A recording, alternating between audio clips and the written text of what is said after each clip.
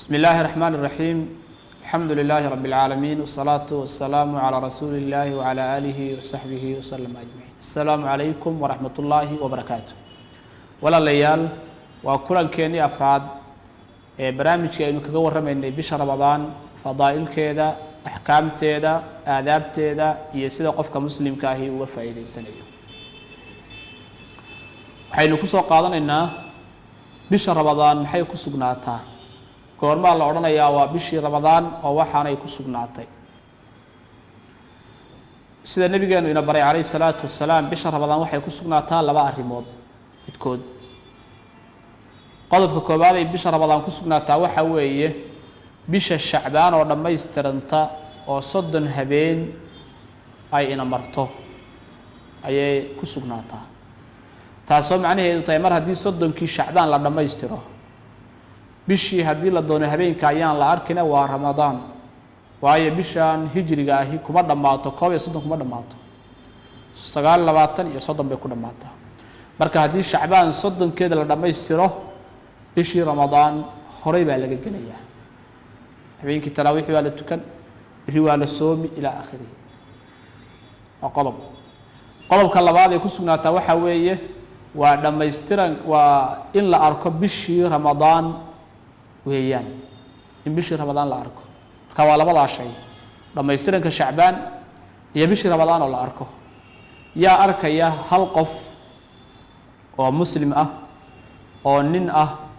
oo qaangaar ah oo caadil ah oo looga qaateen ah oo maaragtay shuruudaha leh ayaa arkaya qofkaasi haddii uu arko oo hal qof ah wuu ku filan yahay sida xadiiskii Abdullah ibn Umar ku sugan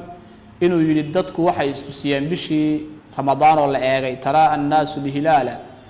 fa akhbartu rasuulallahi sallallahu alayhi wasallam anni ra'aytuhu rasuulkaan uga warramay rasuulkiina ana arkay baan idhi fasaama wa amara an-naasa bisiyamihi nabigu asaguna waa soomay dadkana wuxuu amray inay soomaan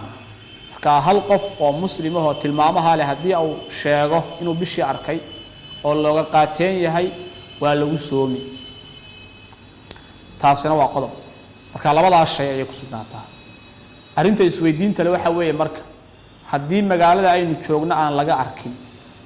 laakiin magaalo kale iyo wadan kale laga arkay ma ku soomayna mise kuma soomayno qowlka xooga badan oo madhabka Imam Shaafici iyo qeyrkiiba ah waa in la fiiriyo meesha laga arkay inaynu isku maqlacnahay inayna ahayn macnaha in qorraxdu inoo soo wada baxdo inaysan inoo soo wada bixin in dayuxu inoo wada bisho inuusan inoo wada bilanin meelaha maqaalicda wadaagta ee qorraxdu hal mar u soo wada baxdo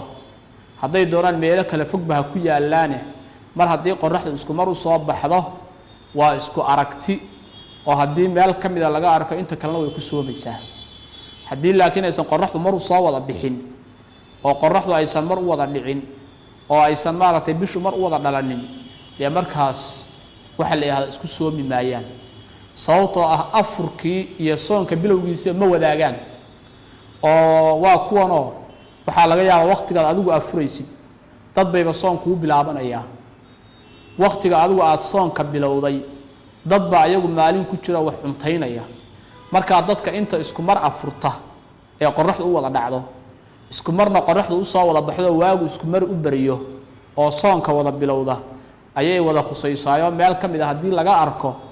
ama wadan ka mid ah laga arko wadamada kale qorraxdu ula soo baxdaana ayaguna way la soomayaan oo soonkaasi uu wada quseeyaa insha Allah ta'ala xalaqadan maanta intaas ay noo joogaysaa wallahu a'lam. Assalamu alaykum wa rahmatullahi wa barakatuh.